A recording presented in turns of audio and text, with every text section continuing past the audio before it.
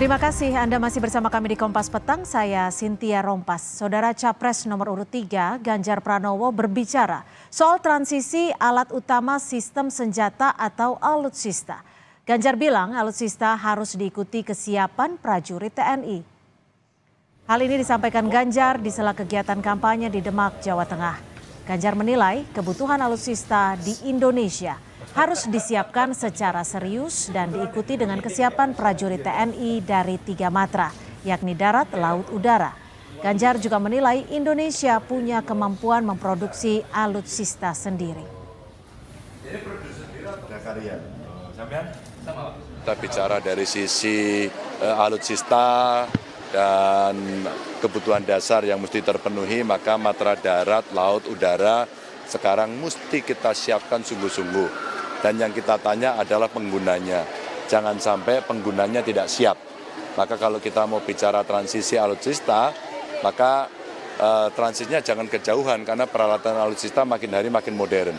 Yang kedua tentu kita berbicara soal industri pertahanan dalam negeri yang sebenarnya kita punya kemampuan.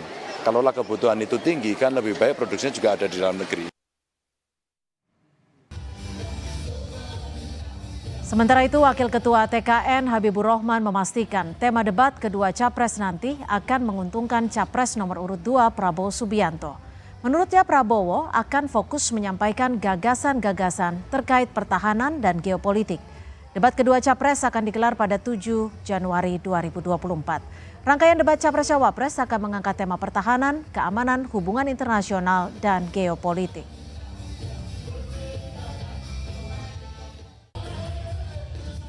Tidak ada persiapan khusus yang dilakukan Pak Prabowo Subianto terkait dengan rencana debat Capres tanggal 7 Januari 2024 mendatang yang temanya adalah soal pertahanan, geopolitik internasional dan lain-lain. Pada debat besok juga Pak Prabowo akan konsentrasi meyakinkan rakyat ya bahwa saat ini Indonesia membutuhkan pemimpin yang berani memperjuangkan kepentingan bangsa dan negara di kancah internasional, dan keberanian itu harus didasarkan pada pengalaman dan pemahaman ya, masalah. Jelang debat ketiga, suhu antar kubu Capres-Cawapres menghangat dengan saling sindir. Sekjen PDI Perjuangan Hasto Kristianto menyindir Capres nomor urut 1 Prabowo tidak bisa blusukan. Hasto menyatakan pemimpin nasional harusnya bisa bergerak cepat dengan blusukan seperti Jokowi dan Ganjar Pranowo. Kemudian Pak Jokowi itu terkesan di belakang Pak Ganjar datang ke Jawa Tengah, lalu Pak Jokowi datang ke Jawa Tengah, ya sebagaimana kata Pak Ganjar itu bagus. Karena yang memang bisa berusukan adalah Pak Ganjar dan Pak Jokowi. Pak Prabowo kan tidak bisa berusukan. Jadi akhirnya rakyat bisa melihat bahwa di Republik ini pemimpin nasional yang bergerak cepat, yang bisa berusukan itu Pak Jokowi dan Pak Ganjar dan Pak Jokowi. Dan berusukan ini tidak bisa diwakilkan. Pernyataan Hasto itu dibantah Sekretaris Tim Kampanye Nasional Prabowo Gibran, Nusron Wahid. Nusron bilang pernyataan Hasto itu sebagai tanda kepanikan. Nusron pun menegaskan setiap Capres-Cawapres punya gaya sendiri untuk belusukan. Ya, ini adalah ungkapan orang yang lagi bingung. Ungkapan orang yang lagi panik. Ya nggak apa-apa dia menyampaikan seperti itu.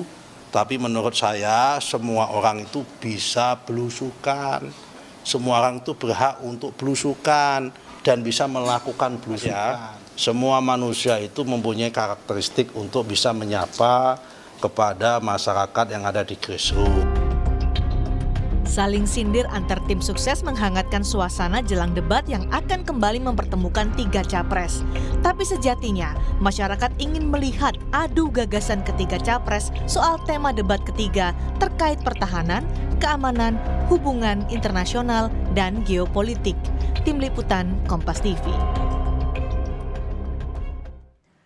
Jelang debat ketiga, Capres nomor urut 3 Ganjar Pranowo kritisi kebijakan Menteri Pertahanan sekaligus Capres nomor urut 2 Prabowo Subianto.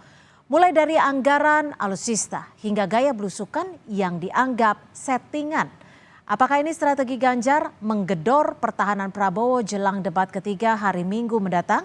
Lalu bagaimana kubu Prabowo menyoroti ini? Kita ulas bersama narasumber yang sudah bergabung di Kompas Petang bersama Direktur Eksekutif Parameter Politik Indonesia, sudah ada Mas Adi Prayitno, dan juru bicara TKN Prabowo Gibran, Pak Wihadi Wianto, serta juru bicara TPN Ganjar Mahfud, Mas Ciko Hakim. Terima kasih sudah bergabung bersama kami di Kompas Petang. Ya, terima kasih. Sore, Cynthia. Selamat sore, Cynthia. Selamat sore, terima kasih sudah bergabung.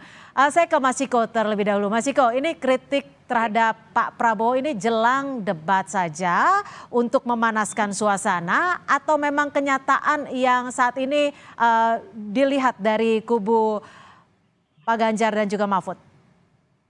Ini kan memasuki tahun baru, tahun 2024, masa pemilu, masa kampanye ini tidak sebentar lagi. Jadi ya nggak apa-apa lah kita semakin sedikit agresif, ya walaupun kalau kita lihat Pak Ganjar seagresif-agresifnya Pak Ganjar kan masih sangat santun dan tidak sembrono atau menembak ke sana kemari, tapi tetap fokus pada apa kritik-kritik yang memang harus dikritik. Nah ini tidak hanya saya rasa untuk menjelang debat saja, karena memang waktunya begitu pendek. Saya rasa juga mungkin Pak Prabowo secara langsung pribadi tidak memilih untuk menyerang, tetapi kan juga tim di bawah, di mana-mana kita semua saling gempur lah di lapangan, di darat maupun di udara. Kita kan saling tahu aja lah. Jadi intinya ini hanya semakin seru aja untuk membuat dinamika dari kampanye ini. Berarti kalau agresif, tim Anda mengakui bahwa ini memang serangan loh. Karena yang diserang nih cukup kuat juga gitu. Ada anggaran, ada gaya belusukan, sektor pertahanan. Kalau nggak ada serang-serangan ya namanya bukan kampanye pemilu lah. Ini kan kita kampanye pemilu ya, kita memaparkan program, kita juga boleh juga untuk menyoroti program-program kompetitor kita yang kita anggap tidak baik, tidak benar, ya kan ada perbedaan-perbedaan di sana, dan kita saya rasa ini hal yang wajar dalam sebuah demokrasi. Oke, saya ke Pak Wihadi. Pak Wihadi, kalau bisa dibilang ini sebenarnya titik senternya Pak Prabowo yang diserang. Bagaimana Anda menanggapi ini? Ya kalau memang kita lihat sekarang ini kepanikan itu terjadi di capres yang lain, sehingga kalau kita melihat ya posisi yang tinggi itu pasti akan diserang sebisa mungkin. Jadi saya kira ini ya sesuatu hal yang biasa terjadilah, dan kita juga siap dengan masalah-masalah yang memang dipermasalahkan, ya kita akan klarifikasi, ya kan, kita akan sampaikan kepada masyarakat, biar masyarakat yang menilai nantinya bahwa sebenarnya siapa yang memang benar-benar memikirkan nasib bangsa dan negara ini dan untuk kemajuan negara ke depannya. Jadi saya kira ya kita inilah resiko dari calon presiden yang memang saat ini mungkin diserang kanan kiri karena memang mungkin dianggap calon terkuatnya, sehingga mungkin yang lain kepanikan, kita harus serang cari kelemahan gitu. Ini satu hal yang biasa. Oke, suatu hal yang biasa. Mas Adi, ini kan kalau bisa dikatakan yang diserang adalah soal pertahanan, soal pembelian alutsista, ini kan ekspertisnya. Istilahnya daerah kekuasaannya Pak Prabowo. Bagaimana menurut Anda melihat ini? Apakah ini serangan yang wajar atau memang serangan yang merujuk untuk mengarahkan kepada titik utamanya Pak Prabowo?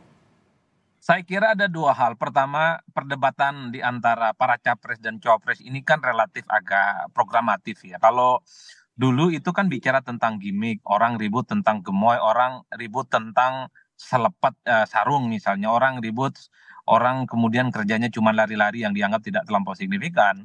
Kalau kita melihat jelang akhir tahun, bahkan awal tahun, ini kan bicaranya sudah bicara hal-hal yang sifatnya programatik.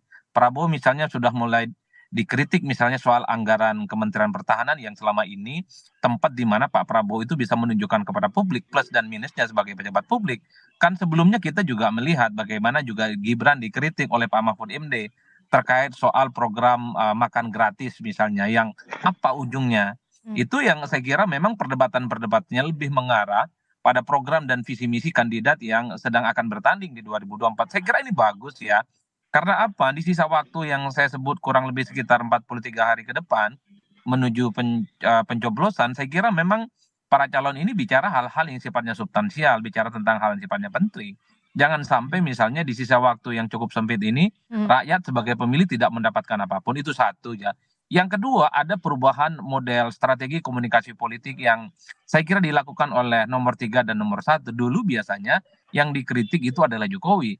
Jadi Jokowi itu dianggap misalnya soal demokratisasinya tidak bisa berkembang dengan baik, kemudian bicara tentang infrastruktur dan IKN, karena Jokowi kemudian orang terkonfirmasi melihat mendukung Prabowo Subianto karena ada faktor Gibran Rakabuming Raka. Per tahun baru ini yang dikritik langsung Prabowo Subianto, yang dikritik adalah Gibran Rakabuming Raka, bukan lagi Jokowi, karena Jokowi apapun judulnya adalah orang yang tidak ikut bertanding di Pilpres 2024 yang akan datang. Oleh karena itu, ini sebagai upaya satu ya, downgrade tentu saja bahwa Prabowo Subianto sebagai sosok harus dibuktikan kepada publik plus dan minusnya yang selama ini memang kita lihat di beberapa survei elektabilitasnya paling kuat dibandingkan yang lain. Apakah ini termasuk sindiran soal gaya belusukan Pak Prabowo yang bisa dikatakan tidak bisa menyamakan Jokowi? Persis, saya kira kalau soal sindiran tentang belusukan bukan kali ini saja disampaikan oleh teman-teman PDIP dan pendukungnya Pak Ganjar ya. Karena memang klaim soal Jokowi kan sampai saat ini masih cukup terjadi. Misalnya yang bisa mereplika Pak Jokowi itu bukan Pak Prabowo tapi Ganjar, terutama pada aspek belusukannya. Tapi ini yang saya kira saya sebut sebagai eskalasi dari pertempuran yang cukup sengit. Oleh karena itu ke depan saya membayangkan ya akan semakin banyak peluru-peluru tajam, peluru-peluru nyasar yang akan dialamatkan ke masing-masing kandidat. Dan saya kira bukan hanya Prabowo, bukan hanya Gibran yang akan dikuliti oleh antar tim sukses dan antar para tim pemenangan. Kubu nomor 1 dan nomor 2 juga akan ada upaya-upaya downgrade. Ya. Ganjar misalnya dikritik tentang wadas gitu ya, atau Anies dikritik tentang selama jadi gubernur DP rumah 0% tidak tercapai secara maksimal dan seterusnya dan seterusnya. Bagi saya ini bagus karena bicaranya sudah program, bukan lagi gimmick, dan yang paling penting kritik-kritiknya ini terukur dan bisa dipertanggungjawabkan.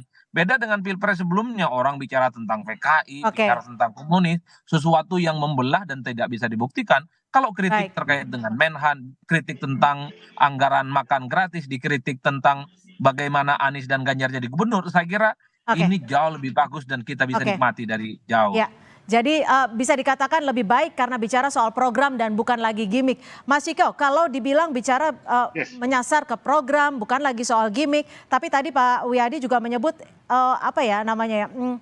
ini kalau panik jangan seperti itulah. Bagaimana Anda menanggapi ini? Apakah kepanikan? Betul seperti itu? Nggak ada kepanikan lah. Kalau kita mau bicara panik atau kita mau bicara was-was, saya rasa semua termasuk Pak Wiyadi sebagai caleg juga lagi was-was menjelang pencoblosan di Februari 14 nanti, karena kita memang sudah mendekati masa pemilu, masa pencoblosan, di mana anything can happen. Kita pernah melalui beberapa pemilu di era reformasi dan kita tahu kalau kita bicara hasil survei, ada yang pernah 16 survei merilis hasilnya memenangkan satu paslon, ternyata paslon tersebut kalah. Begitu juga di Pilkada DKI, di mana Anies Baswedan selalu berada di urutan ketiga dari hasil survei, kemudian dia muncul sebagai pemenang.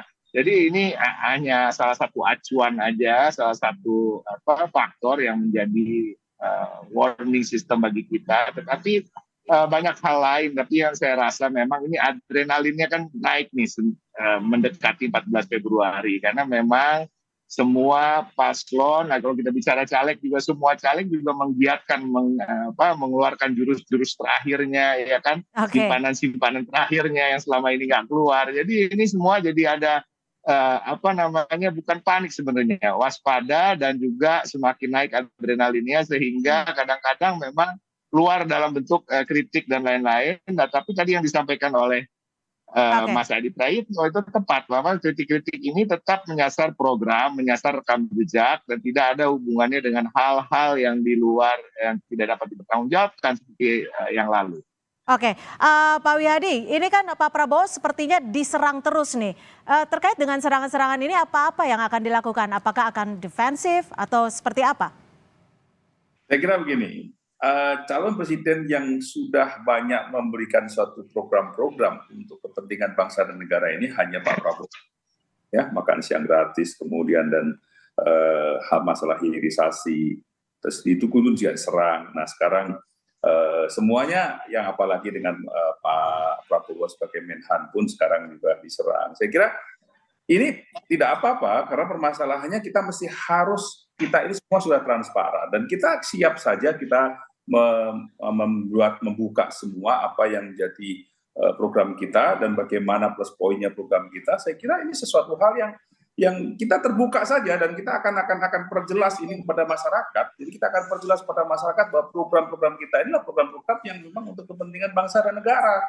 Jadi bukan hanya program yang mungkin hanya suatu program yang hanya ditempelkan begitu saja. Jadi semuanya sudah terpikirkan karena terus terang saja bahwa kita ini ada tim pakar kita dan tim pakar kita sudah memperhitungkan semua dan kita sudah menghitung semua bagaimana kedepannya negara ini, bagaimana kita menyongsong Indonesia Emas 2045, yaitu adalah sesuatu hal yang kita persiapkan. Jadi kalau misalnya ada kritik pun, kita ada kritik pun yang kritik yang membangun tentunya. Itu sesuatu hal yang kita akan di situ akan diskusi, kita akan buka, kita terbedakan yang mana yang salahnya, di mana salahnya. Kalau memang itu adalah masukan daripada calon yang lain itu adalah merupakan masukan yang baik, Pak Prabowo sekan-sekan mengakui bahwa kalau kita lihat debatnya Pak Prabowo pada saat Pak Ganjar, Pak Anies memberikan satu pendapat yang menurut Pak Prabowo bagus, Pak Prabowo kan mengatakan saya setuju, saya betul. Jadi ini adalah keterbukaan kita. Nah di sini jadi termasuk tidak masalah ya kalau tidak masalah pula kalau disebut tidak cocok atau tidak bisa belusukan dan juga minim respon dari Prabowo Gibran. Tapi nanti dijawab lagi di segmen selanjutnya. Tetap bersama kami di Kompas Petang. Terima kasih Anda masih bersama kami di Kompas Petang dan kita masih membahas soal saling serang jelang debat ketiga yang akan berlangsung pada 7 Januari mendatang. Pak Wihadi, tadi ada yang menyangkut nih, saling serang tapi kalau bisa dikatakan Pak Prabowo dan juga Mas Gibran minim respon. Yang justru menanggapi lebih banyak adalah dari TKN Prabowo Gibran. Ini apa sih yang menjadi penyebabnya? Enggak, kalau Prabowo itu kan kita lihat saja Pak Prabowo bebernya. Mau difitnah, mau dikatain, senyumin aja gitu kan. Jadi saya kira itu udah Pak Prabowo itu orangnya begitu legowo gitu kan. Jadi tidak ada masalah. Nah, cuman ini kan yang mana-mana juga ini kan kalau ada seperti ini kan. Tapi kan yang diserang atau yang disoroti soal program nih, Pak Wihadi. Loh, kalau program bagaimanapun juga program, kita semuanya di sini kan sama-sama kita melihat bahwa Pak Prabowo itu tidak pernah menyerang orang lain. Ya, itu satu hal yang Pak Prabowo tidak pernah menyerang, dari dulu tidak pernah menyerang, ya kan? Jadi kalau Prabowo diserang sekarang dan diserang dengan tim antar tim, ya tentunya antar tim yang akan mencoba untuk berdiskusi, akan juga untuk mengklarifikasi. Tetapi itu yang terjadi. Tapi kalau Pak Prabowo disuruh serang terus kemudian menyerang menjawab lagi, mungkin bukan menyerang, menjawab atas serangan yang sudah disampaikan mungkin. Kalau doorstop ditanya Pak Prabowo akan menjawab tentu dengan itu. Tetapi kalau menjawab langsung directly secara menanggapi secara langsung tidak. Pak Prabowo bukan tipikal orang seperti itu. Pak Prabowo bagaimana juga kita lihat bahwa seorang yang berjiwa besar dan dia juga tidak pernah menyerang orang lain. Itu yang dari dulu dari 2014, 2019 sampai sekarang tidak pernah menyerang itu. Nah, tapi kalau kaitannya dengan masalah belusukan setuju saya kalau itu. Belusukan itu kan sudah sebenarnya tidak di semua orang juga melakukan. Dari zaman dulu kan itu adalah belusukan itu kan turun turba istilahnya kalau dulu kan. Jadi itu Pak Prabowo juga sudah menjalankan. Jadi saya kira itu tidak bisa dikaitkan bahwa satu program belusukan itu menjadi sesuatu yang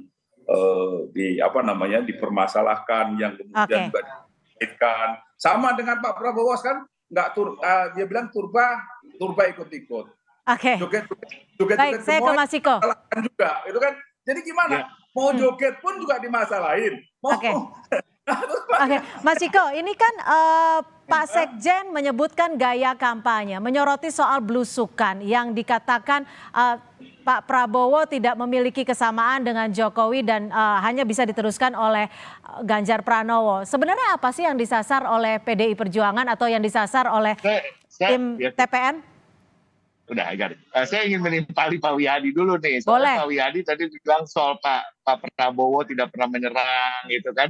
Sebelum Pak Wihadi bilang 2014 dan 2019, tadinya saya nggak mau menimpali. Tapi ketika dia bilang 2014-2019, ya kan itu ada rekam jejak digitalnya lah Pak. Bagaimana Pak Prabowo sering sekali menghina Pak Jokowi dalam kampanye-kampanyenya, ya kan. Bicara soal muka Boyolali lah dan lain-lain gitu. Nah ini yang kita harus ingat. Nah ini kan hanya perubahan strategi aja di 2024 ini. Nah kita kembali lagi kita bicara soal apa yang disampaikan oleh Mas Hasto kemarin mengenai belusukan. Ya Mas Hasto hanya ingin menyoroti apa yang menjadi sebenarnya sudah bisa dipahami oleh semua masyarakat bahwa ada perbedaan yang jelas dengan cara-cara belusukan yang dilakukan oleh Pak Jokowi, Pak Ganjar, dan Pak Prabowo yang baru kemarin belusukan tanda kutip ya di Cilincing itu. Nah memang kan kembali lagi disampaikan semua orang betul kata Habibur Rahman tadi saya dengar juga ada gaya-gaya sendiri dalam belusukan. Tetapi ya sulit juga kita bicara belusukan ini kan identik dengan gerak cepat,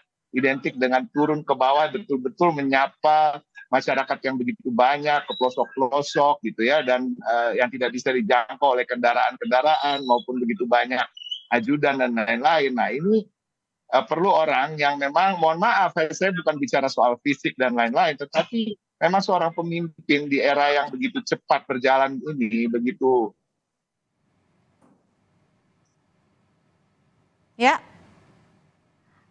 Ya, bermasalah audionya, saya coba lempar ke Mas Adi Prayitno. Mas Adi, gaya kampanye yang berbeda atau gaya komunikasi hingga belusukan ini jadi sasaran.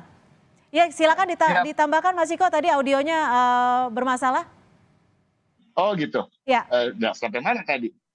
Jadi belusukan ini kan membutuhkan seorang pemimpin yang masih energik, ya, masih cukup staminanya untuk berkeliling seluruh Indonesia yang begitu luas. Kita bisa lihat Pak Jokowi ini kan saking lincahnya kemana Pak Ganjar pergi, habis itu dia ke sana gitu kan. Nah, dan melakukan kerja-kerja yang lain. Nah itu kan kelincahan Pak Jokowi itu kan sulit memang ditandingi, tapi kami melihat memang dan masyarakat juga dapat melihat bahwa itu memang hanya bisa disandingi oleh Pak Ganjar. Bahkan Pak Ganjar justru mungkin bisa lebih dari itu dan kita bisa lihat bahwa Pak Prabowo kalau memang mau punya cara kampanye lain, ya nggak usah belusukan lah, nggak usah dipaksakan gitu loh maksudnya. Oke, nggak usah belusukan, nggak usah dipaksakan. Pak Wihadi bagaimana menanggapinya ini? Mas Iko menyebutnya istilahnya tidak energik nih Pak Prabowo. Itu sesuatu hal yang salah kalau kita lihat. Bagaimanapun juga Pak Prabowo ini seorang mantan TNI. Tentunya mempunyai kekuatan fisik yang mungkin di atas rata-rata daripada kita-kita yang bukan TNI. Itu kan bagaimanapun juga walaupun seorang pensiunan. Tetapi kalau kita lihat di sini bahwa belusukan yang dilakukan itu kan punya style yang berbeda-beda, gaya yang berbeda-beda. Kalau kita pamati dari awal, Pak Prabowo juga sebenarnya datang ke masyarakat dari sebuah Anda tetap dijalankan. Pak Prabowo ini dulunya ketua HKTI, pernah juga ketua Persatuan Pedagang Pasar. Tentunya di situ juga sudah melakukan banyak sekali yang namanya turun ke bawah, yang belusukan, tetapi kan tidak terekspos seperti Pak Jokowi. Karena memang konstelasi pada saat itu kan tidak seperti sekarang.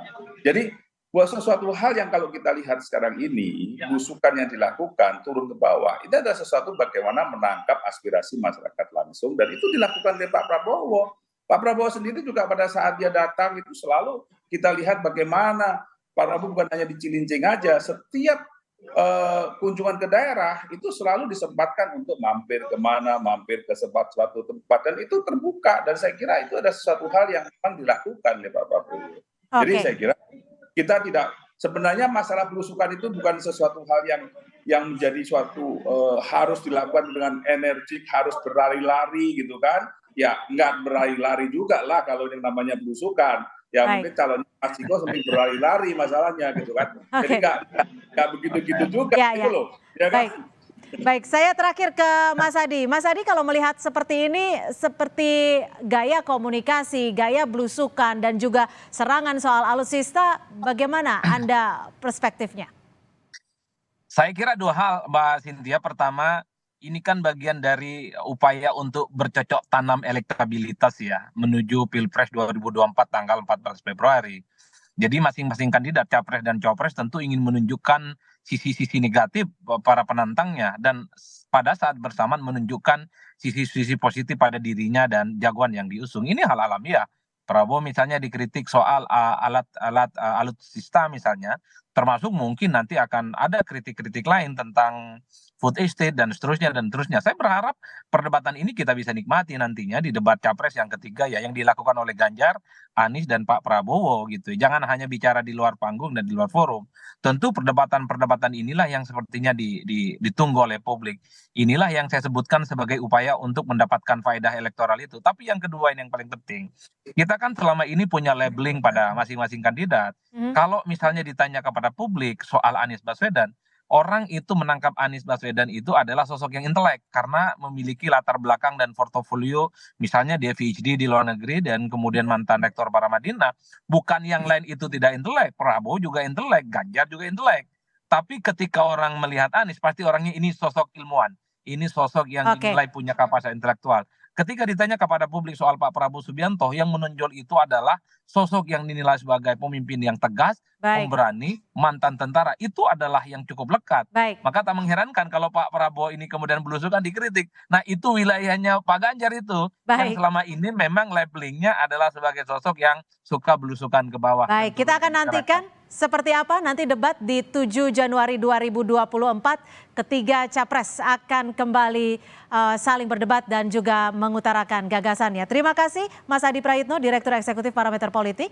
Dan juga terima kasih Mas Ciko Hakim, Jubir TPN Ganjar Mahfud. Dan juga Pak Wihadi Wianto, Jubir TKN Prabowo Gibran. Sudah bergabung bersama kami di Kompas Petang.